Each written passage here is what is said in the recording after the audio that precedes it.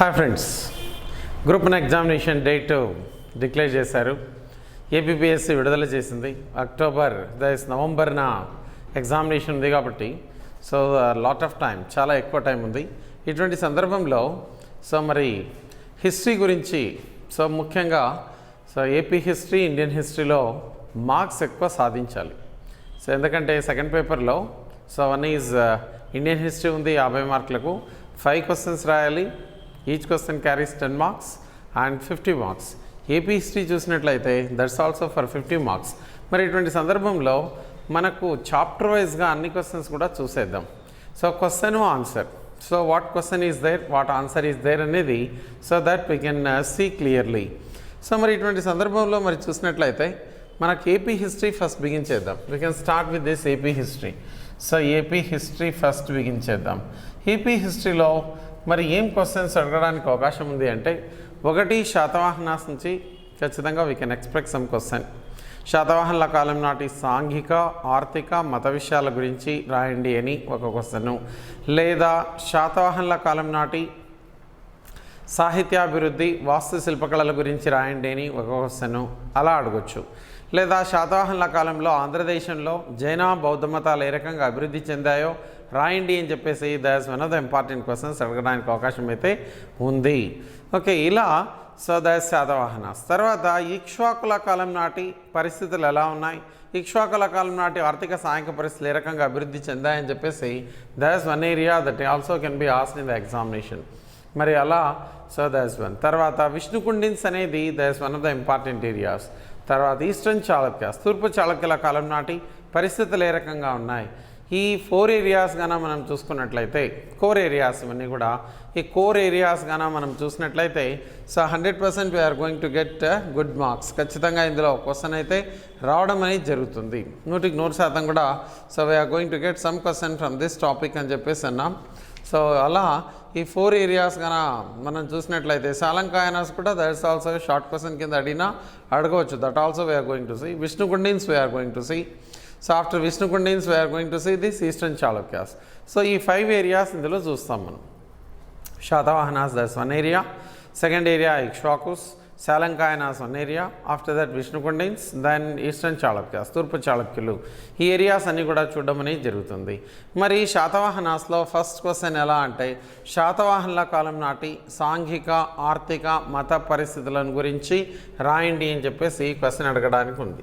శాతవాహనుల కాలం నాటి క్వశ్చన్ నెంబర్ 1, శాతవాహనుల కాలం నాటి, శాతవాహనుల కాలం నాటి సాంఘిక, శాతవాహనుల కాలంలో నెలకొన్నటువంటి సాంఘిక పరిస్థితులు ఎలా ఉన్నాయి, సాంఘిక, ఆర్థిక, మత విషయాల గురించి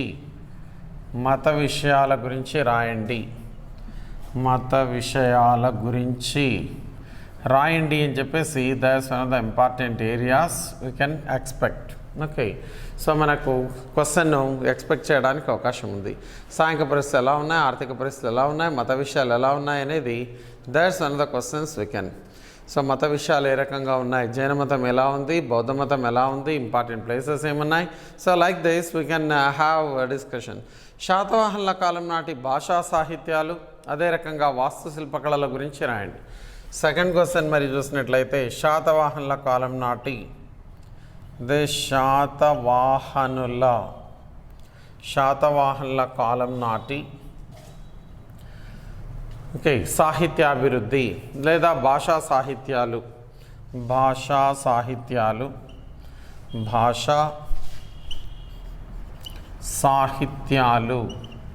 అదే రకంగా వాస్తు శిల్పకళల గురించి రాయండి. వాస్తు శిల్పకళల గురించి రాయండి అని చెప్పేసి that's one of the important areas. ఇలా ఈ క్వశ్చన్ అడగవచ్చు. శాతవాహనుల కాలంలో ఉన్నటువంటి భాషా సాహిత్యాలు, వాస్తు శిల్పకళల గురించి రాయండి అని చెప్పేసి అడగడానికి అవకాశం అనేది ఉంది. మరి ఇటువంటి సందర్భంలో that first question we can see. After that second question also we can see clearly. Okay, దీనికి ఏమేమి రాయాలి అని అన్నట్లయితే, first we have to write introduction అనేది దట్స్ వెరీ ఇంపార్టెంట్. ఇంట్రడక్షన్ అనేది చాలా జాగ్రత్తగా రాయాలి. సో ఆంధ్రదేశాన్ని పరిపాలించినటువంటి మొట్టమొదటి వంశం శాతవాహన వంశం. ఆంధ్రదేశాన్ని పరిపాలించినటువంటి మొట్టమొదటి రాజులు శాతవాహనులు అని చెప్పేసి అన్నాం. పురాణాల ప్రకారం అంటే ఇంట్రడక్షన్లో రాయాల్సినటువంటి అంశాలు. So in the introduction you have to write all these. First question, శాతవాహనుల కాలం నాటి సాంఘిక ఆర్థిక మత విషయాల గురించి రాయండి అని అన్నప్పుడు శాతవాహనుల కాలంలో ఎటువంటి విధానాలు ఉన్నాయని చెప్పేసి మనం రాస్తే, so introduction first you have to శాతవాహనుల కాలం నాటి, శాతవాహనుల కాలంలో నెలకొన్నటువంటి సో దేశ పరిస్థితులు ఎలా ఉన్నాయన్నప్పుడు ఇంట్రడక్షన్ రాయాలి. We have to write introduction. So okay, so this ఇంట్రడక్షన్లో శాతవాహనులు అనేవాళ్ళు, ఈ శాతవాహనులు ఆంధ్రదేశాన్ని పరిపాలించినటువంటి మొట్టమొదటి వాళ్ళు అని అన్నాం. 30 మంది రాజులు ఉన్నట్లుగా తెలుస్తుంది. వీళ్లకు శాతవాహన, శాలివాహన, శాతకర్ణి అనే పేర్లన్నీ కూడా కనిపిస్తున్నాయి. వీళ్ళకే శాతవాహనాని, శాలివాహనాని సో లేదా శాతకర్ణి అనే పేర్లు ఉన్నట్లుగా తెలుస్తుంది. పురాణాల ప్రకారం మరి చూసినట్లయితే వీళ్ళు క్రీస్తుపూర్వం 271 నుంచి క్రీస్తుశకం 174 వరకు పరిపాలన చేశారని తెలుసు. ఇంట్రడక్షన్లో ఈ పాయింట్స్ అన్ని కూడా మెన్షన్ చేయాలి. So it's in the year 271 BC, క్రీస్తుపూర్వం నుంచి సో క్రీస్తుశకం 174 వరకు పరిపాలన చేసినట్లుగా తెలుస్తుంది అని చెప్పేసాను. సుమారు 450 సంవత్సరాలు ఆంధ్రదేశాన్ని పరిపాలన చేసిన ఘనత శాతవాహనులది. వీళ్ళ రాజధానులు 3. ఒకటి ప్రతిష్టానపుర ఆర్ పైఠాన్ అని అన్నాం, ప్రతిష్టానపుర లొకేటెడ్ ఇన్ మహారాష్ట్ర. రెండవది ధాన్యకటక లేదా ధరణికోట లేదా దీనికి అమరావతి అని అంటున్నాం. మూడవది Srikakulam. Srikakulam not present district, Srikakulam that's located there in Krishna డిస్ట్రిక్ట్లో ఉన్నటువంటి శ్రీకాకుళం పట్టణం అనేది సో వీళ్ళ రాజధానిగా ఉన్నట్లుగా తెలుస్తుంది. 3 రాజధానులుగా చేసుకొని పరిపాలించిన వాళ్ళు వీళ్ళు శాతవాహనులు అని అన్నాం. అదేవిధంగా మరి చూసినట్లయితే వీళ్ళ అధికార చిహ్నం ఉదయిస్తున్న సూర్యుడు, సింహము, so does rising sun and lion అని చెప్పేసి అన్నాం. ఇలా మరి ఇదంతా కూడా ఉన్నట్లుగా తెలుస్తుంది అని అన్నాం.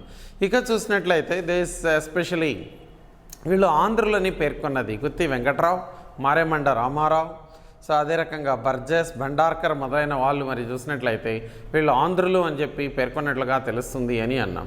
ఇలా మరి చూస్తే సో ఇదంతా కూడా ఇంట్రడక్షన్లో రాయాల్సి వస్తుంది. First it was started with Srimukha Satavahana. ఇది ఎవరితో? శ్రీముఖ శాతవాహనతో ప్రారంభమైంది. ఇందులో గొప్ప చక్రవర్తి గౌతమీపుత్ర శాతకర్ణి, అదే రకంగా చివరివాడు మరి చూస్తే 3వ పులమావి. సో ఈ పాయింట్స్ అన్ని కూడా ఇంట్రడక్షన్లో so at least you have to write 4-5 lines మనకు రాయాలి. ఏం చూడాలి ఇంట్రడక్షన్లో మరి సో అన్నట్లయితే సో దిస్ ఫస్ట్ ఆంధ్రదేశాన్ని పరిపాలించినటువంటి మొట్టమొదటి వంశం శాతవాహన వంశం. శాతవాహన రాజులు పరిపాలన చేశారు. వీరు 30 మంది ఉన్నట్లుగా తెలుస్తుంది. పురాణాల ప్రకారం మరి చూసినట్లయితే 30 మంది రాజులు పరిపాలన చేసినట్లుగా తెలుస్తుంది. వీళ్ళ రాజధానులు 3. ఒకటేమో ప్రతిష్టానపుర లేదా పైఠాన్ అని అన్నాం, రెండవది అమరావతి లేదా ధాన్యకటక, ధరణికోట, మూడవది మరి చూసినట్లయితే శ్రీకాకుళం. ఇలా ఇవి వీళ్ళ అధికార చిహ్నం చూస్తే ఉదయిస్తున్న సూర్యుడు, సింహం అధికార చిహ్నాలుగా కలిగి ఉన్న వాళ్ళు శాతవాహనులు. వీళ్ళకే శాతవాహన, శాలివాహన, శాతకర్ణి అనే పేర్లన్నీ ఉన్నాయి. వీళ్ళకే ఈ పేర్లన్నీ కూడా ఉన్నట్లుగా తెలుస్తుంది అన్నాం. సుమారు 450 సంవత్సరాలు ఆంధ్ర ప్రాంతాన్ని పరిపాలించినటువంటి ఘనత వీరిది అని చెప్పేసి ఇంట్రడక్షన్లో ఇదంతా రాస్తాం. ఇక సాంఘిక పరిస్థితులుగా చూసినట్లయితే సంఘంలో ఎలా ఉంది అనే అంశాలన్నీ సాంఘిక శాతవాహనుల కాలం నాటి సాంఘిక పరిస్థితులు అని అంటున్నాం. శాతవాహనుల కాలం నాటి సాంఘిక పరిస్థితులు, శాతవాహనుల కాలం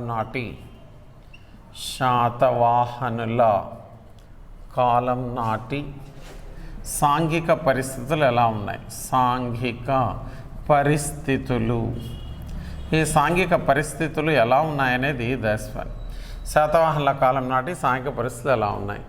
సో సాంఘిక పరిస్థితులు ఎప్పుడు రాసినప్పటికీ సంఘంలో ఎటువంటి వ్యవస్థ ఉంది, సామాజిక దురాచారాలు ఏమైనా ఉన్నాయా, మహిళా పరిస్థితి అంటే మహిళల యొక్క పరిస్థితి ఏ రకంగా ఉంది, ఈ అంశాలన్నీ కూడా రాయడం అనేది జరుగుతుంది. సో మరి సాంఘిక పరిస్థితిలో శాతవాహనులది పితృస్వామ్య వ్యవస్థ. ఒకటి మాతృస్వామ్య అన్నాం, పితృస్వామ్యం. అందులో శాతవాహనులది పితృస్వామ్య వ్యవస్థ కలిగి ఉన్నారు. సమాజంలో చాతుర్వర్ణ వ్యవస్థ నెలకొని ఉంది. బ్రాహ్మణ, క్షత్రియ, వైశ్య, శూద్ర అనేటటువంటి చాతుర్వర్ణ వ్యవస్థ అనేది నెలకొని ఉన్నట్లుగా తెలుస్తుంది. శూద్రుల్లో వృత్తిని బట్టి అనేక కులాలు ఏర్పడ్డాయి. శూద్రుల్లో మరి చూసినట్లయితే అనేక కులాలు ఏర్పడినట్లుగా తెలుసు. వృత్తిని బట్టి బేస్డ్ ఆన్ ప్రొఫెషన్ అన్నాం. ఈ శూద్రులు ఎవరైతే ఉన్నారో శూద్రుల్లో కులాలు బట్టి అనేక వృత్తులను బట్టి ఏమేమైతే వృత్తులు ఉన్నాయో ఈ వృత్తులు బట్టి ఏమైంది అన్నట్లయితే అనేక కులాలు వృత్తులు ఇవన్నీ వాళ్ళు ఉన్నట్లుగా తెలుస్తుంది శూద్రుల్లో అని చెప్పేసి అన్నాం. వృత్తిని బట్టి అనేక కులాలు ఏర్పడ్డాయి. స్త్రీలకు సమాజంలో ఉన్నతమైనటువంటి స్థానం గౌరవం ఉన్నట్లుగా తెలుస్తుంది అని అన్నాం. రాజులు చాలామంది తమ తల్లి పేరును తమ పేరు ముందు పెట్టుకోవడం అనేది జరిగింది. వాసిష్ఠి పుత్ర పులమావి, గౌతమి పుత్ర శాతకర్ణి, యజ్ఞశ్రీ శాతకర్ణి అలా ఎప్పుడైతే పెట్టుకున్నారో ఇటువంటి సందర్భంలో స్త్రీలకు ఉన్నతమైన స్థానం ఉన్నట్లుగా తెలుస్తుంది అని చెప్పేసి అన్నాం. దేవి నాగనీక, గౌతమి బాలశ్రీ వంటి వాళ్ళు రాజ్య వ్యవహారాల్లో కూడా పాల్గొన్నట్లుగా తెలుసు. దేవి నాగనీక అని అన్నాం. మొదటి శాతకర్ణి భార్య పేరు నాగనిక. ఈ నాగనిక కానీ లేదా గౌతమి బాలశ్రీ కానీ, గౌతమిపుత్ర శాతకర్ణి తల్లి పేరు గౌతమి బాలశ్రీ, వీళ్ళు పరిపాలనలో కూడా పాల్గొన్నట్లుగా తెలుస్తుంది అని చెప్పేసి అని అన్నాం. నాటి స్త్రీలు చేసిన దాన ధర్మాలు బట్టి స్త్రీలకు ఆర్థిక స్వాతంత్ర్యం ఉంది అని తెలుస్తుంది. వీళ్ళు బౌద్ధ మతానికి కానీ ఇతరత్ర కానీ దాన ధర్మాలు ఎక్కువగా చేస్తారు. దీన్ని బట్టి స్త్రీలకు సమాజంలో ఆర్థిక స్వేచ్ఛ ఉన్నట్లుగా తెలుస్తుంది. ఆనాటి ప్రజలు అలంకరణపై ఎక్కువగా ఆసక్తి చూపినట్లుగా తెలుస్తుంది. హాలుడు రచించినటువంటి గాథా సప్తసతి ఆనాటి జీవన విధానాన్ని సాంఘిక పరిస్థితులను తెలియజేస్తుంది. హాలుడు 17వ వాడు, శాతవాహనంలో 17వ చక్రవర్తి, 17వ వాడు ఎవరంటే హాలుడు అని అన్నాం. హాలుడు మొదట నిరక్షరాస్యుడు అని చెప్పేసి అన్నాం. కానీ ఇతడు శ్రీలంక రాకుమార్తె లీలావతిని వివాహం ఆడాడు. లీలావతి ప్రోత్సాహంతో ఏమైందన్నట్లయితే ఇతడు సంస్కృత ప్రాకృత భాషలన్నీ నేర్చుకోవడం, ప్రాకృత భాషలో రాసిన గ్రంథమే గాథా సప్తసతి అని అన్నాం. గాథా సప్తసతి అనే గ్రంథాన్ని రాసినట్లుగా తెలుస్తుంది. అలా మరి ఇది 700 కథల సంపుటి అని అన్నాం. ఇది 700 కథల సంపుటి అని చెప్పి తెలుస్తుంది. 700 స్టోరీస్ ఉన్నట్లుగా తెలుస్తుంది అన్నాం. ఇది శివశ్లోకంతో ప్రారంభమై పార్వతీ శ్లోకంతో ముగుస్తుంది. ఇది ఆనాటి సామాజిక పరిస్థితులకు అద్దం పట్టే గ్రంథంగా దీన్ని పేర్కొన్నట్లుగా తెలుస్తుంది అని చెప్పేసి అన్నాం. సామాజిక పరిస్థితులకు ఆనాడు ఇది అద్దం పట్టినట్లుగా తెలుస్తుంది అని చెప్పేసి అని అన్నాం. ఇలా that's one of the important areas. మరి సామాజిక పరిస్థితుల్లో మరి చూస్తే సమాజంలో బహుభార్యత్వం ఉంది. అదే రకంగా సమాజంలో బహుభార్యత్వం పాలిగమి అనేది ఉంది. సతీ సహగమనం అనేది ఉంది. సతీ సహగమనం గురించి తెలియజేసిన ఒకే ఒక గ్రంథం గాథా సప్తసతి. అదేవిధంగా మరి చూస్తే మూఢనమ్మకాలు దురాచారాలు కొనసాగినట్లు ఈ గాథా సప్తసతి వల్ల తెలుస్తుంది అని చెప్పేసి అన్నాం. వాత్స్యాయన రచించిన కామసూత్రాల్లో కొన్ని పండుగలు పబ్బాలన్నీ కూడా పేర్కొనడం జరిగింది. వాత్స్యాయన రచించిన ఈ కామసూత్రాల్లో కొన్ని పండుగలు పబ్బాలు. ఏం పండుగలను పేర్కొనింది వాత్స్యాయన రచించిన కామసూత్ర అన్నట్లయితే ఉద్యాన గమన, ఘటానిబంధన, హాలక, శాతవాహనుల కాలం నాటి పండుగలు మరి చూసినట్లయితే ఉద్యాన గమన అని అన్నాం. ఘటా నిబంధన, మదనోత్సవ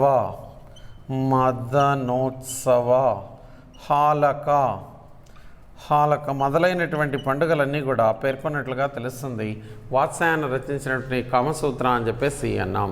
ఓకే, అలా మదనోత్సవం వంటి పండుగలన్నీ కూడా కనిపిస్తున్నాయి. వీరు బ్రాహ్మణులైనప్పటికి కూడా, వీళ్ళు originally they belongs to brahmin community అన్నాం. బ్రాహ్మణులైనప్పటికీ కూడా ఇతర కులాల వారిని ఆదరించి గౌరవించి ఆచార సంప్రదాయాలన్నింటినీ కూడా గౌరవించి సమాజాన్ని ముందుకు నడిపినట్లుగా తెలుస్తుంది అని చెప్పేసి అన్నాం. ఇలా సాంఘిక పరిస్థితులుగాన చూసినట్లయితే వీళ్ళ కాలంలో సతీ సిస్టమ్ అనేది ఉంది, బహుభార్యత్వం ఉంది, మూఢనమ్మకాలు ఉన్నాయి, దురాచారాలు ఉన్నాయి. ఇవన్నీ కూడా కొనసాగడం జరిగింది. అయినప్పటికీ కూడా స్త్రీలకు ఉన్నతమైన స్థానం ఉన్నట్లుగా తెలుస్తుంది. వీళ్ళది పితృస్వామ్య వ్యవస్థ. వీళ్ళు బేసికలీ బ్రాహ్మిన్స్ అని అన్నాం, బ్రాహ్మణులు. ఓకే, అయినప్పటికీ కూడా ఆచార సంప్రదాయాలన్నింటినీ కాపాడుకుంటూ ముందుకు నడిపినట్లుగా పరిపాలన చేసినట్లుగా తెలుస్తుంది అని చెప్పేసి అన్నాం. సాంఘిక పరిస్థితుల్లో at least you have to write from 5-6 lines నీట్గా రాయాలి. సంఘంలో మరి first and foremost one you have to write is పితృస్వామ్య వ్యవస్థ కలిగి ఉన్నారు వీళ్ళు అనేది దట్ ఫస్ట్. ఇది చాతుర్వర్ణ వ్యవస్థలో పితృస్వామ్య వ్యవస్థ అనేది ఉంది. శూద్రుల్లో వృత్తిని బట్టి అనేక కులాలు వచ్చాయి. అనేక వృత్తులన్నీ చేసేటటువంటి వాళ్ళు సమాజంలో నివసించడం జరిగింది. ఇక చూసినట్లయితే స్త్రీలకు ఉన్నతమైన స్థానం ఉంది. వీళ్ళు దాన ధర్మాలు ఎక్కువగా చేశారు. అంటే వీళ్ళకి ఆర్థిక స్వేచ్ఛ ఉంది అని తెలుస్తుంది. ఆర్థిక స్వాతంత్ర్యం అనేది ఉన్నట్లుగా వీళ్ళకి తెలుస్తుంది అని చెప్పేసి అన్నాం. అదేవిధంగా స్త్రీలు అదే రకంగా పురుషులు కూడా అలంకరణ పైన ఎక్కువగా మక్కువ చూపినట్లుగా తెలుస్తుంది అని చెప్పేసి అన్నాం. ఇలా సంఘంలో ఇవన్నీ కూడా రాస్తూ పండుగలు ఏమైతే ఉన్నాయో అవి కూడా ఈ పండుగలను చెప్పినటువంటిది ఏది అంటే వాత్స్యాయన రచించినటువంటి కామసూత్ర అని చెప్పేసి అన్నాం. That also you can mention. ఇక చూస్తే ఆర్థిక పరిస్థితులు ఎలా ఉన్నాయి. వీరి కాలంలో వ్యవసాయం అనేది వర్తక వ్యాపారాలు పరిశ్రమలు ఇవన్నీ సమతూకంలో ఉన్నట్లుగా అభివృద్ధి చెందినట్లుగా తెలుస్తుంది. ఆర్థిక పరిస్థితి శాతవాహనుల కాలంలో ఉన్నటువంటి ఆర్థిక పరిస్థితులు ఎలా ఉన్నాయి. సో ఈ ఆర్థిక పరిస్థితులు అని చెప్పేసి అంటున్నాం. ఆర్థిక పరిస్థితులు వీళ్ళ కాలం నాటి ఆర్థిక పరిస్థితులు మరి చూసినట్లయితే ముఖ్యంగా వ్యవసాయం అనేది ముఖ్య వృత్తిగా ఉంది. వర్తక వ్యాపారాలు ఉన్నాయి, పరిశ్రమలు ఉన్నాయి. ఒకటి వ్యవసాయం, ఒకటి వర్తక వ్యాపారాలు, ఒకటి పరిశ్రమలు. ఇవన్నీ కూడా సమతూకంలో అభివృద్ధి చెందినట్లుగా తెలుస్తుంది వీళ్ళ కాలంలో అని అన్నా. ముఖ్య వృత్తి వ్యవసాయం. భూమి శిస్తు 1/6 వంతును తీసుకున్నట్లుగా తెలుస్తుంది అన్నాం. 1/6 వంతును భూమి సో కొలత నివర్తనాలు అని అన్నాం. భూమి శిస్తు 1/6 వంతు భూమి శిస్తుగా ఉంది అన్నాం. భూమిని నివర్తనాలు అని అన్నారు. టుడే వీఆర్ కాలింగ్ ఏకర్స్ అన్నాం. వీళ్ళేమో నివర్తనాలు, భూమిని ఏమని అన్నారంటే ఏకర్స్, నివర్తనాలు అని చెప్పేసి అలా పిలిచినట్లుగా తెలుస్తుంది. ఈ శిస్తు భూమి శిస్తు భాగా లేదా ధేమే అని పిలిచారు. భూమి శిస్తుకి ఏమని పేరంటే భాగా. భూమి శిస్తును ఈ భూమి శిస్తును భాగా అని లేదా ధేమేయ అని పిలిచినట్లుగా తెలుస్తుంది. ధేయమేయ, భాగా అని లేదా ధేమేయ అని పిలిచారు. భూమి శిస్తును వీళ్ళు మరి చూస్తే శాతవాహనుల కాలం నాటి ఆర్థిక పరిస్థితులు అని చెప్పేసి అన్నాం. సో వీళ్ళ కాలం నాటి ఆర్థిక పరిస్థితులు ఎలా ఉన్నాయి. ఆర్థిక పరిస్థితులు, ఈ ఆర్థిక పరిస్థితులుగాన మనం చూసినట్లయితే సంఘంలో మరి ఏమేమి ఉన్నాయి ఆర్థిక పరిస్థితులు. ఒకటి వ్యవసాయం అనేది అభివృద్ధి చెందింది వీళ్ళ కాలంలో. ఒకటి వ్యవసాయము, సో ఇది అభివృద్ధి చెందడం జరిగింది. ఒకటి వర్తక వ్యాపారాలు అభివృద్ధి చెందాయి. వర్తక వ్యాపారాలు వీళ్ళ కాలంలో అభివృద్ధి చెందినట్లుగా తెలుస్తుంది. ఒకటి పరిశ్రమలు కూడా ఏర్పాటు చేసి కుటీర పరిశ్రమలు కూడా అభివృద్ధి చెందినట్లుగా తెలుస్తుంది అని చెప్పేసి అన్నాం. ఆర్థికంగా మరి చూస్తే వ్యవసాయం అనేది ప్రధానమైన వృత్తి. వీళ్ళ కాలంలో వ్యవసాయం అనేది ప్రధానమైన వృత్తి అని చెప్పేసి అన్నాం. భూమి శిస్తును వసూలు చేశారు. ఈ భూమి శిస్తు మరి చూస్తే ఎంత అంటే వీరు భూమి శిస్తును వసూలు చేశారు. భూమి శిస్తు 1/6 వంతును వసూలు చేసినట్లుగా తెలుస్తుంది. 1/6 అని అన్నాం. దీన్ని భాగా అని లేదా ధేయమేయ అని పిలిచారు. భూమి శిస్తును ధేయమేయ, భాగా అని లేదా ధేయమేయ అని పిలిచినట్లుగా తెలుస్తుంది అని చెప్పేసి అన్నాం. ఆర్థికంగా మరి ముందంజ వేశారు అని చెప్పేసి అన్నాం. ఇక సువర్ణ అనేది బంగారు నాణ్యం, కార్షపణ అనేది వెండి నాణ్యం. వీళ్ళ కాలంలో బంగారు నాణ్యం మరి చూసినట్లయితే సువర్ణ అని అన్నాం. బంగారు నాణ్యం, ఈ బంగారు నాణ్యం గాన చూసినట్లయితే దిస్ ఇస్ సువర్ణ అని చెప్పేసి అని పిలిచాం. ఇట్ ఈస్ కాల్డ్ సువర్ణ. వెండి నాణ్యం మరి చూసినట్లయితే కార్షపణ అని అన్నాం. వెండి నాణ్యం మరి చూసినట్లయితే దిస్ కాయిన్, సిల్వర్ కాయిన్ మరి చూస్తే కార్షపణ అని చెప్పేసి అని అన్నాం. వెండి నాణ్యం ఏది అంటే కార్షపణ అని చెప్పేసి అన్నాం. వెండి నాణ్యం కార్షపణ. ఈ 35 కార్షపణస్ అయితే ఒక సువర్ణగా ఉన్నట్లుగా తెలుసు. 35 కార్షపణలు అయితే ఒక సువర్ణ అని చెప్పేసి అని అన్నాం. వృత్తి పన్నును కరుకర అని పిలిచారు. వృత్తి పన్నుకి ఏమని పేరు అంటే కరుకర. వృత్తి పన్నును, ఈ వృత్తి పన్ను కూడా వేశారు. వృత్తి చేసేటటువంటి కొన్ని ముఖ్యమైన వృత్తులు, ఆదాయపరంగా ఉన్నటువంటి వృత్తులపైన వృత్తి పన్ను అనేది కూడా ఉంది అన్నాం. ఇది కరుకర. కరుకర అనేది వృత్తి పన్నుగా ఉన్నట్లుగా తెలుస్తుంది. వీళ్ళ కాలం నాటి మరి దేస్ కరుకర అనేది ఏమిటంటే వృత్తి పన్ను. ఒక్కొక్క వృత్తి చేసేవాళ్ళు ఒక్కొక్క శ్రేణిగా ఏర్పడినట్లుగా తెలుస్తుంది. సో దేస్ ఒక్కొక్క వృత్తి చేసేవాళ్ళు ఏం చేశారంటే ఒక్కొక్క శ్రేణిగా ఏర్పడ్డారు. వృత్తి చేసేవాళ్ళు ఒక్కొక్క వృత్తి చేసేవారు ఒక్కొక్క శ్రేణిగా ఏర్పడ్డారు. శ్రేణికి అధిపతిని శ్రేష్ఠి అని పిలిచారు. శ్రేణికి అధిపతిని శ్రేష్ఠి అని అన్నాం. శ్రేణికి అధిపతిని శ్రేష్ఠి. అట్లీస్ట్ ఒక 4 ప్రొఫెషన్స్ 5-6 ప్రొఫెషన్స్ అన్న రాయాలి. హాలికులు, ఈ హాలికులు అనేవాళ్ళు వ్యవసాయం చేసేటటువంటి వాళ్ళు. హాలికులు వ్యవసాయదారులు. హాలికులు వ్యవసాయదారులు. స్వర్ణకార బంగారు పని చేసేవాళ్ళు. స్వర్ణకార బంగారు పని చేసేటటువంటి వాళ్ళని స్వర్ణకార అని చెప్పేసి పిలిచాం. అదే రకంగా కులరికులు కుమ్మరులు, కులరికులు అనేవాళ్ళు కుమ్మరులు, కమారులు కమారులు అనేవాళ్ళు కమ్మరులు, గదికులు సుగంధ ద్రవ్యాలు అమ్మేవాళ్ళు, సుగంధ ద్రవ్యాలు అమ్మేటటువంటి వాళ్ళు, ద్రవ్యాలు వాళ్ళు వీళ్ళు అన్నమాట. అట్లా వృత్తి చేసేవాళ్ళు ఆర్థికంగా మరి చూస్తే ఒక్కొక్క వృత్తి చేసేవాళ్ళు ఒక్కొక్క శ్రేణిగా ఏర్పడ్డారు. శ్రేణికి అధిపతిని శ్రేష్ఠి అన్నారు. ఈ శ్రేష్ఠి అలా ఈ శ్రేణిని నిర్వహించాలంటే శ్రేణి ధర్మకు అనుగుణంగానే నిర్వహించాలి. శ్రేణి ధర్మకు అనుగుణంగా ఈ శ్రేణి ధర్మ అనేది ఉంది. ఈ శ్రేణి ధర్మకు అనుగుణంగానే అతడు అన్ని కార్యక్రమాలు నిర్వహించాల్సి వచ్చేది. ఇలా వృత్తి పన్నును ఏమని అన్నామంటే కరుకర అని చెప్పేసి అన్నాం. ఈ స్వర్ణకార మొదలైన వాళ్ళు కొందరు ఈ వృత్తి పన్నును కట్టినట్లుగా తెలుస్తుంది అన్నాం. ఈ విధంగా ఆర్థికంగా మరి చూస్తే వ్యవసాయం అనేది బాగా అభివృద్ధి చెందింది. భూమిని ఏమని అన్నారు? నివర్తనాలు. ఏకర్స్ ఏమని అన్నారంటే నివర్తనాలు అని చెప్పేసి అన్నారు. బంగారు నాణ్యం సువర్ణ, వెండి నాణ్యం కార్షపణ అని అన్నాం. 35 కార్షపణాలు అయితే ఒక సువర్ణగా పేర్కొన్నట్లుగా తెలుస్తుంది. ఇక చూసినట్లయితే శ్రేణులన్నీ ఏర్పడ్డాయన్నాం. ఈ శ్రేణులు బ్యాంకుల వలె కూడా పనిచేస్తాయి. ఈ శ్రేణి ఏదైతే ఉందో ఈ శ్రేణులు బ్యాంకుల వలె కూడా పనిచేస్తాయి. బ్యాంకుల వలె కూడా పనిచేసినట్లుగా తెలుస్తుంది. 12% వడ్డీ తీసుకోవడం కానీ ఇవ్వడం కానీ జరిగేది. సో 12% ఇంట్రెస్ట్ అనేది వీళ్ళ కాలంలో ఉంది అని చెప్పేసి అన్నాం. ముఖ్యమైనటువంటి వృత్తి సంఘాలు ఎన్ని ఉన్నాయంటే 18 శ్రేణులు ఉన్నట్లుగా తెలుసు. 18 శ్రేణులు. ఈ వృత్తి సంఘాలు ఎన్ని ఉన్నాయంటే 18 శ్రేణులు ఉన్నట్లుగా తెలుస్తుంది అని అన్నాం. ఓకే, సో అలా మరి వీళ్ళ కాలంలో మరి ఇదంతా కూడా అగ్రికల్చర్ అనేది ఉంది, శ్రేణులు అనేవి ఉన్నాయన్నాం. ఇక వర్తక వాణిజ్యాలు మరి చూస్తే వీళ్ళ కాలంలో దేశీయ వ్యాపారం విదేశీ వ్యాపారం ముమ్మరంగా జరిగింది. ఈ వర్తక వాణిజ్యాలు మరి చూస్తే వర్తక వాణిజ్యాలలో వర్తక వాణిజ్యాలు అని అన్నాం. ఈ వర్తక వాణిజ్యాలు మరి చూసినట్లయితే దేశీయ వ్యాపారం జరిగింది. దేశీయ వ్యాపారం అని చెప్పేసి అన్నాం. సో దాట్స్ ఇంటర్నల్ ట్రేడ్ అని చెప్పేసి అన్నాం. దేశీయ వ్యాపారం విదేశీ వ్యాపారం ముమ్మరంగా జరిగినట్లుగా విదేశీ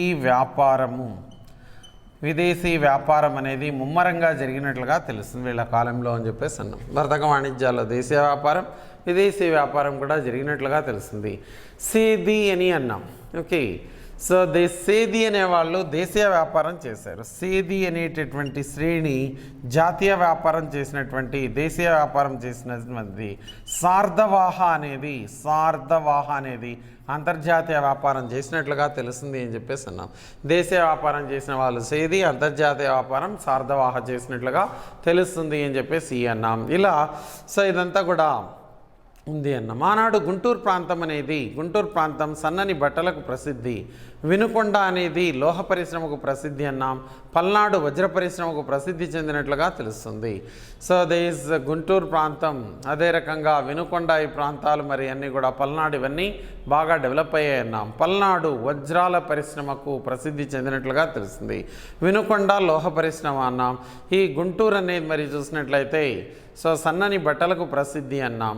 వీళ్ళు రోమ్, జావా, మలయా, సుమత్రా, శ్రీలంక దేశాలతో విదేశీ వర్తక వ్యాపారాన్ని చేశారు. రోమ్తోనూ జావా, మలయా, సుమత్రా, శ్రీలంక దేశాలతో ముఖ్యంగా చేసినట్లుగా తెలుస్తుంది. రోమన్ నాణ్యాలకు దీనార మాషకాలని పేరు. వీళ్ళు ఇతర దేశాలతో ఎవరెవరితో చేశారు? రోమ్తో చేశారు. రోమ్, జావా, మలయా, సుమత్రా, శ్రీలంక దేశాలతో విదేశీ వ్యాపారం చేసినట్లుగా తెలుస్తుంది. వీళ్ళ కాలం నాటి మరి చూసినట్లయితే పశ్చిమాన ఉన్నటువంటి ఓడరేవులు. సో పశ్చిమాన ఉన్నటువంటి ఓడరేవులు గాన చూసినట్లయితే వన్ ఈజ్ బరుకచ్చా, సోపరా, కళ్యాణి అని చెప్పేసి అన్నాం. ఇక్కడ పశ్చిమాన ఉన్నటువంటి ఓడరేవులు బరుకచ్చా దస్ వన్, సోపరా, కళ్యాణి ఓడరేవుల ద్వారా వీళ్ళు వర్తక వ్యాపారాలు విదేశీ వ్యాపారం చేసినట్లుగా తెలుస్తుంది. ఇక్కడేమో మరి చూస్తే తూర్పు వైపున కోడూరా, మైసోలియా, అల్లోసిగ్ని, ఘంటసాల, మచిలీపట్నం మొదలైన ఓడరేవులన్నీ కలిగి ఉన్నాయని చెప్పేసి అన్నాం. ఓకే, సో ఈ విధంగా మరి వర్తక వ్యాపారాలు వాణిజ్యాలన్నీ కూడా అభివృద్ధి చెందినట్లుగా తెలుస్తుంది వీళ్ళ కాలంలో అని చెప్పేసి అన్నాం. వీరి కాలంలో బంగారు నాణ్యం సువర్ణాన్నం ఎక్కువగా వాడుకలో ఉండేది. ఆభరణాలు ఎక్కువగా బంగారుతోనే తయారు చేసుకున్నారు. వర్తకులు సాధారణంగా బిడారులుగా వెళ్ళేవాళ్ళు. వర్తకులు సాధారణంగా బిడారులుగా వెళ్ళేవాళ్ళు. బిడారులు అంటే గుంపులుగా వెళ్ళేవాళ్ళు. ఎందుకంటే దొంగల భయం లేకుండా ఉండడానికి ఇలా పాటించినట్లుగా తెలుస్తుంది. సో బిడారులుగా వెళ్ళినట్లుగా తెలుస్తుంది అని చెప్పేసి అన్నాం. ఇలా ఇవన్నీ ఆర్థిక వ్యవస్థ మరి చూసినట్లయితే వీళ్ళ కాలంలో ఆర్థిక వ్యవస్థ అనేది పటిష్టంగా ఉంది అని చెప్పేసి అన్నాం. ఆర్థికంగా ముందంజ వేశారని చెప్పేసి తెలుస్తుంది. శ్రేణులు ఇవన్నీ కూడా గుర్తుపెట్టుకోవాలి.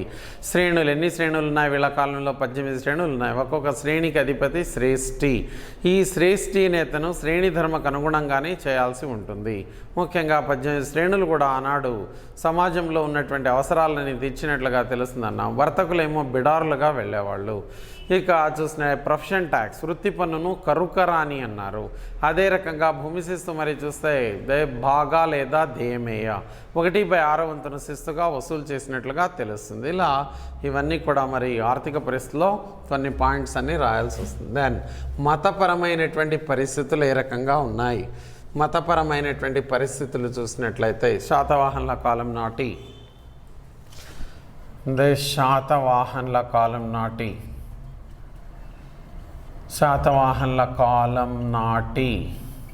మత పరిస్థితులు అని చెప్పేసి అన్నాం. ఓకే, శాతవాహనులు మరి బ్రాహ్మణులు అని చెప్పేసి అన్నాం. సో వీళ్ళ కాలంలో శాతవాహనుల కాలంలో వైదిక మతాన్ని ఆచరించడం జరిగింది అని చెప్పేసి అన్నాం. అయినప్పటికీ కూడా అన్ని మతాలను ఆదరించి గౌరవించి పరిపాలన కొనసాగించిన ఘనత వీరిది. వైదిక మతం అనేది ఉంది. అదే రకంగా మరి పౌరాణిక హిందూ మతం ఉంది, జైన మతం ఉంది, బౌద్ధ మతం ఉంది. ఇవన్నీ కూడా ఉన్నట్లుగా తెలుస్తుంది. నానాఘట్ శాసనం ప్రకారం మరి చూస్తే నాగనిక వేయించిన నానాఘట్ శాసనం ప్రకారం వీళ్ళు సూర్య, చంద్ర, సంకర్షణ, వాసుదేవ, కుబేర దేవుళ్లను పూజించినట్లుగా తెలుస్తుంది. నాగనిక వేయించిన నానాఘట్ శాసనం, వేయించినటువంటి నానాఘట్ శాసనం వల్ల మరి వీళ్ళు సూర్య, చంద్ర, సో అదే రకంగా సంకర్షణ, వాసుదేవ, కుబేరాది దేవుళ్లను పూజించినట్లుగా తెలుస్తుంది అని చెప్పేసి అన్నాం.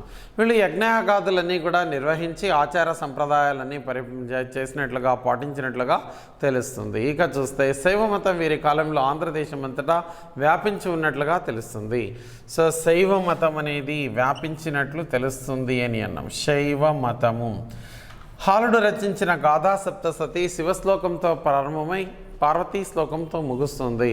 అంటే శైవమతం ఉంది అనే అంశం అనేది తెలుస్తుంది. వీరి శాసనాల్లో పశుపతి, రుద్ర, గణపతి, గౌరీ, పార్వతి మొదలైన పేర్లన్నీ కూడా కనిపిస్తున్నాయని చెప్పేసి అన్నాం.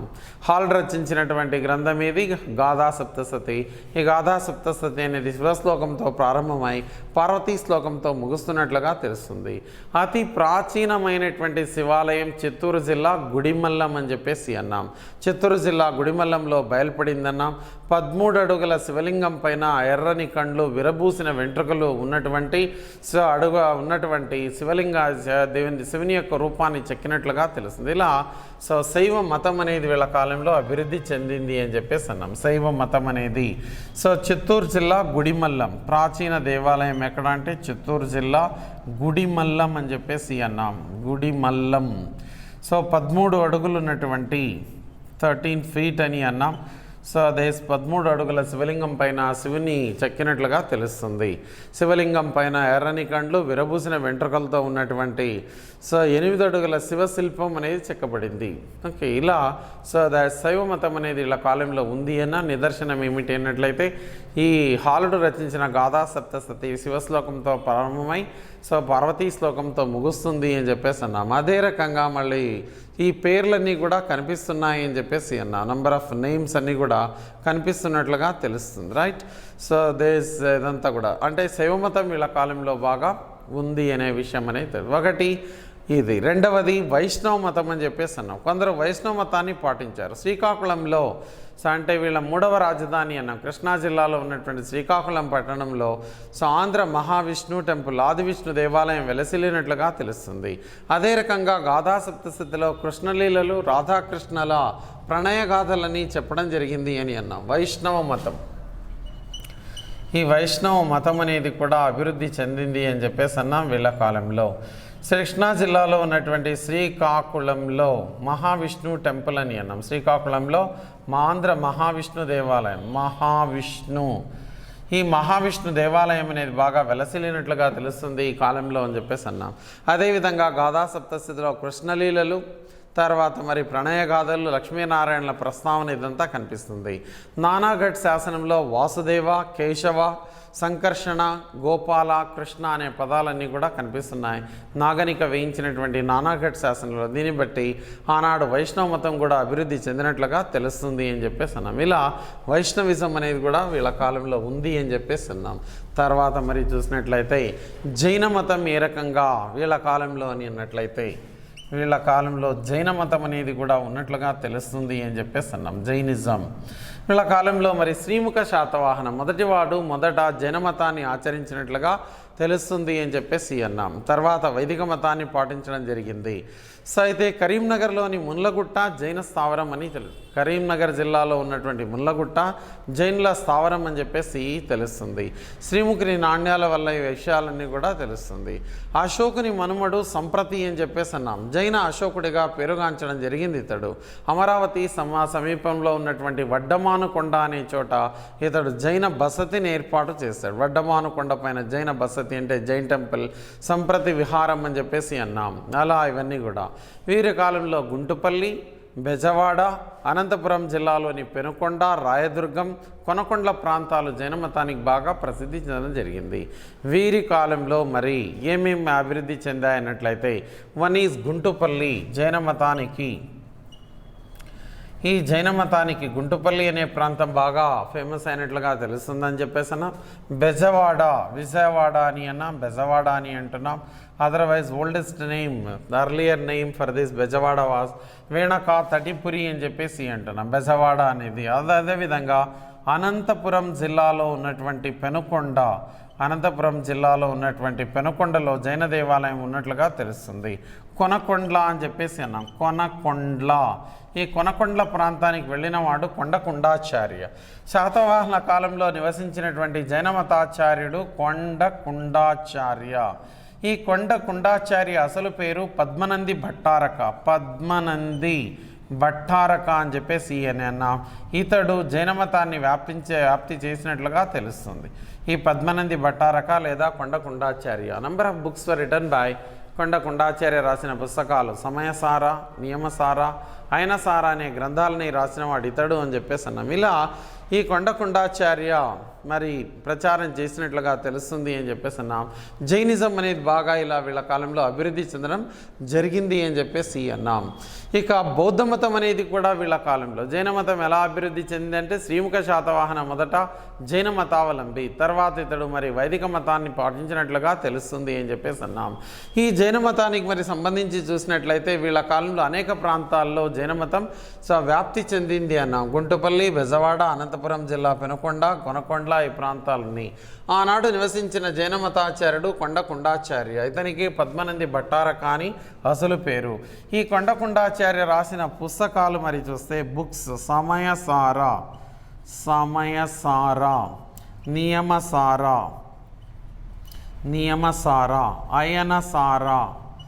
అయనసార, ప్రవచనసార అనే పుస్తకాలు, ఇవన్నీ రాసిన ఘనత ఇతడిది అని చెప్పేసి అన్నాం. ఇలా జైన మతం అనేది కూడా వీళ్ళ కాలంలో అభివృద్ధి చెంది ఉంది అని చెప్పేసి అన్నాం. జైన మతం అనేది బాగా డెవలప్ అయింది వీళ్ళ కాలంలో అని చెప్పేసి అన్నాం. సో దిస్ అశోకుని మనుమడు సంప్రతి అనే అతను వడ్డమానుకొండ, అమరావతికి దగ్గర ఉన్న వడ్డమానుకొండ పైన జైన బసతిని ఏర్పాటు చేయడం జరిగింది ఆనాడు అన్నాం. ఇలా సో దిస్ జైనిజం అనేది కూడా వీళ్ళ కాలంలో డెవలప్ అయింది. ఇక బుద్ధిజం అనేది కూడా డెవలప్ అయింది అని చెప్పేసి అన్నాం. బౌద్ధ మతం వీళ్ళ కాలంలో సో దిస్ బౌద్ధ మతం అనేది కూడా ఉన్నతంగా అభివృద్ధి చెందినట్లుగా తెలుస్తుంది వీళ్ళ కాలంలో. అనేక ప్రాంతాల్లో విరాజిల్లింది ఇది. అశోకుడు వేయించిన 13వ రాతి శాసనం ఆంధ్రులు బౌద్ధ మతాన్ని అనుసరిస్తున్నారని పేర్కొన్నటువంటి శాసనం అశోకుడు వేయించిన 13వ రాతి శాసనం. సో దిస్ బౌద్ధ మతం, వీళ్ళ కాలంలో బౌద్ధ మతము ఏ రకంగా అభివృద్ధి చెందింది అని అన్నట్లయితే బౌద్ధ మతం అనేది కూడా అభివృద్ధి చెందింది. అశోకుడు వేయించిన 13వ రాతి శాసనం. ఈ 13వ రాతి శాసనము ముఖ్యంగా మరి చూసినట్లయితే సో ఈ రాతి శాసనం ముఖ్యంగా మరి చూసినట్లయితే కళింగ యుద్ధం గురించి తెలుపుతుంది. అయితే ఆంధ్రులు బౌద్ధ మతాన్ని పాటించారనే విషయాన్ని కూడా వివరించినటువంటిది ఏది అంటే ఇది.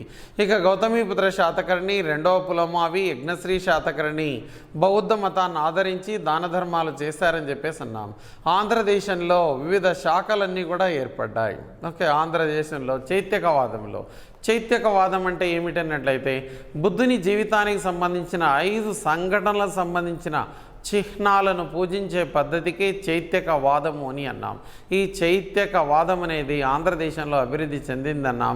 ఈ అమరావతి ప్రాంతంలోనే కాకుండా అనేక రకాలుగా అంటే వివిధ పేర్లతో ఇది అభివృద్ధి చెందడం జరిగింది. చైత్యకవాదం ఒకటి రాజగిరిక శైల అని అన్నాం. ఇది గుంటుపల్లిలో అభివృద్ధి చెంది రాజగిరిక శైల.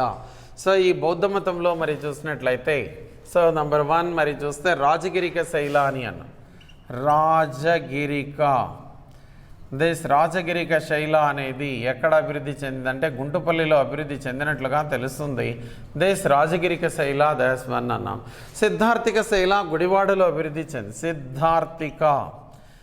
సిద్ధార్థిక శైల అనేది గుడివాడలో అభివృద్ధి చెందినట్లుగా గుడివాడ అన్నాం. చైత్యకవాదం, ఈ చైత్యకవాదం అంటే సంఘటనలకు సంబంధించినటువంటి వాటిని పూజించే పద్ధతి. పూర్వశైల అనేది అమరావతిలో డెవలప్ అయింది. ఈ పూర్వశైల అనేది అమరావతిలో అభివృద్ధి చెందినట్లుగా తెలుస్తుంది అని చెప్పేసి అన్నాం. పూర్వశైల. అదేవిధంగా ఉత్తరశైల జగ్గయ్యపేటలో డెవలప్ అయింది. ఈ ఉత్తరశైల అనేది జగ్గయ్యపేటలో డెవలప్ అయినట్లుగా ఈ జగ్గయ్యపేటలో అభివృద్ధి చెందడం జరిగింది అని చెప్పేసి అన్నాం. ఇక చూసినట్లయితే అపరశైల అనేది శ్రీపర్వతం అని అన్నాం. ఈ అపరశైల అనేది శ్రీపర్వతం అంటే నాగార్జున కొండ. ఈ శ్రీపర్వతంలో అభివృద్ధి చెందినట్లుగా తెలుస్తుంది అని చెప్పేసి అన్నాం. ఇలా బౌద్ధ మతంలో మరి చూసినట్టయితే చైత్యకవాదం అన్నాం. యజ్ఞశ్రీ శాతకర్ణి ఆస్థానంలో నివసించినటువంటి బౌద్ధ మతాచార్యుడు ఆచార్య నాగార్జున ఇండియన్ ఐన్స్టీన్గా పేరుగాంచినట్లుగా తెలుస్తుంది. ఇతడు అనేక గ్రంథాలన్నీ రాశాడు. సో నంబర్ ఆఫ్ బుక్స్ అన్నీ రాసినట్లుగా తెలుస్తుంది. ఆచార్య నాగార్జున. ఈ శాతవాహన చక్రవర్తి 27వ వాడైన యజ్ఞశ్రీ శాతకర్ణి ఆస్థానానికి రాకముందు ఇతడు కనిష్కుని ఆస్థానంలో నివసించాడు. మరి ఆ తర్వాత ఇతడు యజ్ఞశ్రీ శాతకర్ణి ఆస్థానానికి వచ్చి ఈ బౌద్ధ మతాన్ని ప్రచారం చేసినట్లుగా తెలుస్తుంది అని అన్నాం. అనేక గ్రంథాలన్నీ రాశాడు ఆచార్య నాగార్జున. ఈ ఆచార్య నాగార్జున రాసిన గ్రంథాలు మరి చూసినట్లయితే నంబర్ ఆఫ్ బుక్స్ అని అన్నాం. ఆచార్య నాగార్జునకి ఇండియన్ ఐన్స్టీన్ అని పేరు. ఆచార్య నాగార్జున రాసిన 1-2 బుక్స్ రాస్తే సరిపోతుంది, ఎందుకంటే నెంబర్ ఆఫ్ బుక్స్ ఉన్నాయి. అందులో సుహృల్లేఖ, ప్రజ్ఞా పారమిత శాస్త్ర,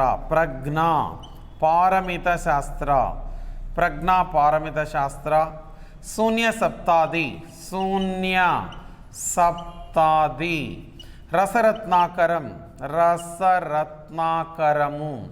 రసరత్నాకరం, ఆరోగ్య మంజరి, రత్నావళి, రాజపరికథ, ఇలా అనేక గ్రంథాలు రాసినాడు. ఆచార్య నాగార్జున బౌద్ధ మతాన్ని ప్రచారం చేసి అదే రకంగా బౌద్ధ మతం వ్యాప్తిలో ప్రముఖ పాత్ర పోషించినట్లుగా తెలుస్తుందన్నాం. సుహృల్లేఖ, ప్రజ్ఞా పారమిత శాస్త్రం మొదలైన గ్రంథాలన్నీ రాయడం జరిగింది అని చెప్పేసి just you have to remember. So mention చేస్తే సరిపోతుంది. మరి ఆంధ్రదేశంలో ఆనాడు బౌద్ధమత కేంద్రాలు ఏమున్నాయన్నట్లయితే నెంబర్ ఆఫ్ సెంటర్స్ ఉన్నాయి. అమరావతి స్తూపం అనేది అభివృద్ధి చెందిందన్నాం. అమరావతి స్తూపాన్ని 1797లో దీన్ని కనుగొన్నది కల్నల్ మెకంజీ. ఇది ధాతుగర్భ స్తూప అని చెప్పేసి అన్నాం. స్తూపాలు 3 రకాలు. సో స్తూపాలు ఎన్ని రకాలుగా కనిపిస్తున్నాయంటే 3 రకాలు. అందులో మరి చూసినట్లయితే ఇది ధాతుగర్భ స్తూప అని అన్నాం. ధాతుగర్భ అంటే బుద్ధుడు లేదా బోధిసత్వుల అవశేషాలు పెట్టి దానిపై నిర్మాణం చేసినట్లయితే దాన్ని ధాతుగర్భ స్తూప అని అంటాం. విభారిత లేదా పారిభోజక స్తూప అన్నట్లయితే వాళ్ళు వాడిన వస్తువులను పెట్టి నిర్మాణం చేసినట్లయితే విభారిత లేదా పారిభోజక అని అంటారు. ఇక చూస్తే ఉద్ధారిత స్తూప, ఏమీ పెట్టకుండానే నిర్మాణం చేస్తే 84,000 స్తూపాలు నిర్మాణం చేసిన వాడు అశోకుడు అని చెప్పేసి అన్నాం దేశవ్యాప్తంగా. ఇలా సో ఇది అమరావతి స్తూప అనేది అద్భుతంగా ఉన్నట్లుగా తెలుస్తుందన్నాం. సో ఇది 142 అడుగుల ఎత్తు ఉన్నట్లుగా తెలుస్తుంది. ఎత్తుగల శిఖరం నిర్మించబడింది అన్నాం. ఇక్కడ బౌద్ధ శిల్పకళకు ఎంతగానో సో అంటే అభివృద్ధి చెందింది అన్నాం అమరావతి. బుద్ధుని జీవితంలో జరిగిన 5 సంఘటనలకు సంబంధించిన శిల్పాలన్నీ కూడా పాలరాతితో చక్కగా మలిచినట్లుగా తెలుస్తుంది అమరావతిలో. ఇక అనేక ప్రాంతాలు, ఆంధ్రదేశంలో అనేక ప్రాంతాల్లో బౌద్ధ మతం వ్యాప్తి చెందింది. ఒకటి Bhattiprolu comes in Guntur district అన్నాం. ఇది అతి ప్రాచీనమైన బౌద్ధ క్షేత్రం అని అన్నాం. బుద్ధుని అవశేషంపై స్తూపాన్ని నిర్మించబడినట్లుగా తెలుసు. భట్టిప్రోలు. గుంటుపల్లి పశ్చిమ గోదావరి జిల్లాలో ఉన్నటువంటిది అన్నాం. ఇది ఏకైక గుహాలయం అని చెప్పేసి తెలుస్తుంది. ఇది స్తూపం వృత్తాకారంగా ఉంటుంది. గుంటుపల్లి. ఘంటసాల కృష్ణా జిల్లాలో ఉన్నటువంటి ప్రాంతం ఈ Ghantasala. This is also one of the important place అన్నాం. జగ్గయ్యపేట కృష్ణా జిల్లాలో ఉన్నటువంటి పేరుగాంచిన బౌద్ధ క్షేత్రం. మాంధాత విగ్రహం ఇక్కడ బయలుపడినట్లుగా తెలుస్తుంది జగ్గయ్యపేటలో. బావికొండ విశాఖపట్నం ప్రాంతంలో ఉన్నటువంటి బౌద్ధ క్షేత్రం. నేలకొండపల్లి ఖమ్మంలో ఉన్నటువంటి ప్రాంతం అన్నాం. ఫణిగిరి బౌద్ధ స్తూపం నల్గొండ జిల్లాలో ఉన్నటువంటిది. గుడివాడ కృష్ణా జిల్లాలో ఉన్నటువంటి బౌద్ధ క్షేత్రం. ఇవే కాకుండా రామతీర్థం, విజయనగరం, నందలూరు కడప జిల్లాలో ఉన్నటువంటి సో ధూళికట్ట కరీంనగర్ జిల్లాలో ఉన్నటువంటి ప్రాంతాలు. ఓకే, సో అదే రకంగా మరి ఇవన్నీ ప్రాంతాల్లో కూడా బౌద్ధమతం అనేది ఏమైందంటే ఆనాడు అభివృద్ధి చెందినట్లుగా తెలుస్తుంది అని చెప్పేసి అన్నాం. అంటే ఆ రాజులు ఆదరించి దీన్ని బౌద్ధమత అభివృద్ధికి కృషి చేసినట్లుగా తెలుస్తుందన్నాం. ఈ రకంగా ఒకటి మరి చూసినట్లయితే వీళ్ళ కాలంలో మరి శైవ మతం అనేది అభివృద్ధి చెందింది అన్నాం. ఒకటి వైష్ణవ మతం అనేది అభివృద్ధి చెందడం జరిగిందన్నాం. ఒకటి జైన మతం, బౌద్ధ మతం ఇవన్నీ కూడా అభివృద్ధి చెందడం జరిగింది. ముఖ్యంగా వీళ్ళు బ్రాహ్మణులైనప్పటికీ కూడా ఇతర మతాల వారిని, ఇతర కులాల వారిని ఆదరించి గౌరవించి ఆచార సంప్రదాయాలను కాపాడుతూ పరిపాలన చేసినటువంటి ఘనత వీళ్ళది. ఇదంతా కూడా మరి లౌకికత్వం వీళ్ళకు ఉన్నట్లుగా మనకు తెలుస్తుంది అని చెప్పేసి అన్నాం. ఇలా సో మనకు one of the important questions ఇందులో ఏది అంటే శాతవాహనుల కాలం నాటి సాంఘిక, ఆర్థిక, మత విషయాల గురించి రాయండి అని ఒకవేళ క్వశ్చన్ అడగవచ్చు. మరి ఇటువంటి సందర్భంలో మనం ఎన్ని నిమిషాల్లో రాయాలి దీన్ని అన్నట్లయితే 12 నిమిషాల్లో రాయగలగాలి.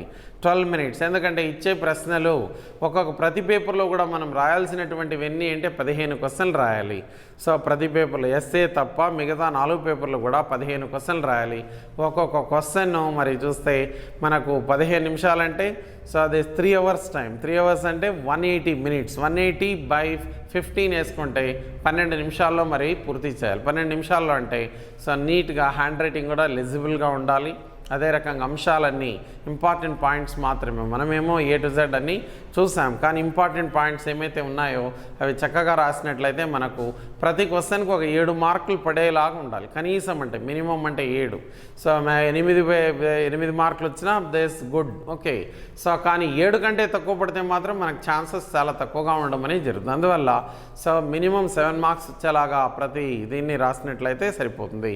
ఒకటి ఫస్ట్ ఇంట్రడక్షన్ రాయాలి, రెండవది బాడీ రాయాలి, అదే రకంగా ఏదైనా చార్ట్ ఏదైనా ఉంటే వేయాలి, లేదా కన్క్లూజన్ రాయాలి. ఇలా ఈ ఏరియాస్ అన్ని కవర్ అయ్యే రకంగా కానీ చూసుకున్నట్లయితే మనకు మంచి మార్క్స్ రావడానికి అవకాశం అనేది ఉంది అని చెప్పేసి అంటున్నాం. Okay, so have you got some idea about this first question. శాతవాహనుల కాలం నాటి సాంఘిక, ఆర్థిక, మత విషయాలు ఎలా ఉన్నాయనే అంశాన్ని మనం చూసాం. ఓకేనా?